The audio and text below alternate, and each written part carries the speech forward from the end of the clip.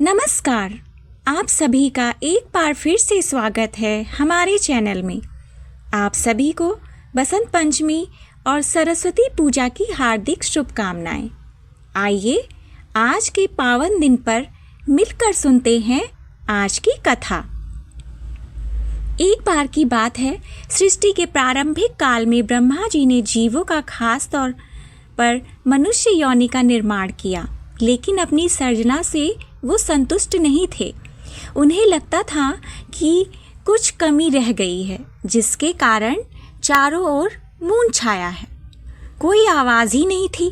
तब ब्रह्मा जी ने इस समस्या के निवारण के लिए अपने कमंडल से जल अपनी हथेली में लेकर संकल्प किया और उस जल को छिड़क कर भगवान श्री विष्णु की स्तुति करनी शुरू की।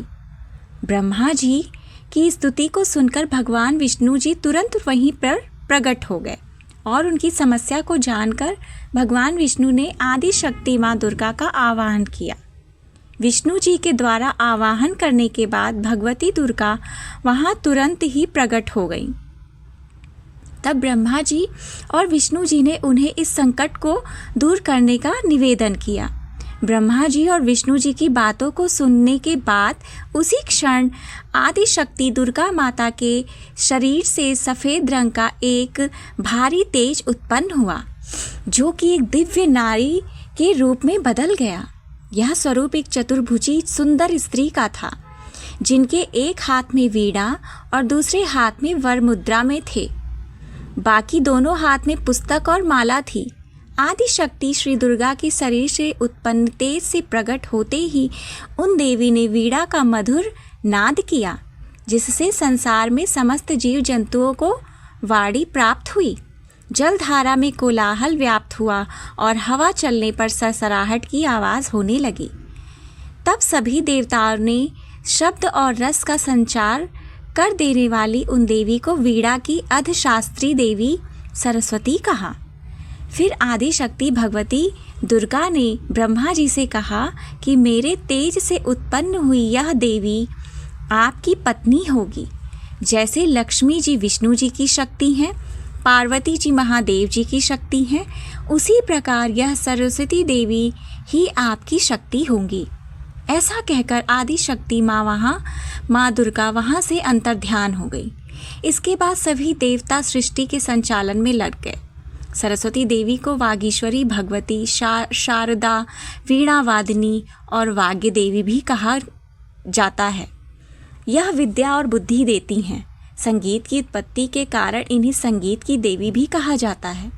बसंत पंचमी के दिन यह प्रकट हुई थी, इसलिए इस दिन इनकी पूजा और उत्सव मनाया जाता है। माँ सरस्वती परम चेतना है।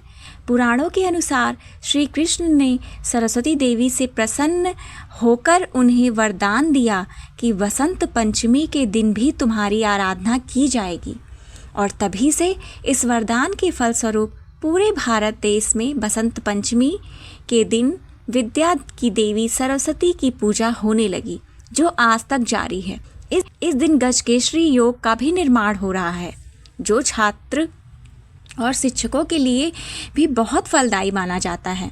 माता सरस्वती की पूजा के लिए इस दिन सुबह जल्दी उठकर स्नान करें और पीले रंग के वस्त्र ही धारण करें। पूजा स्थल की सफाई कर वहाँ पीला कपड़ा बिछाएं, माँ सरस्वती की प्रतिमा या उनका चित्र स्थापित करें और साथ ही भगवान गणेश जी का आवाहन करें, क्योंकि किसी भी पूजा की शुरुआत गणेश जी की वंदना से ही होती है। देवी माँ को पीले फूल, विशेषकर गेंदे के फूल और सफ़ेद चंदन अर्पित करें। अपनी पुस्तकें, वाद्य यंत्र या कला से जुड़ी सामग्री देवी के चरणों में रखकर उनका आशीर्वाद लें।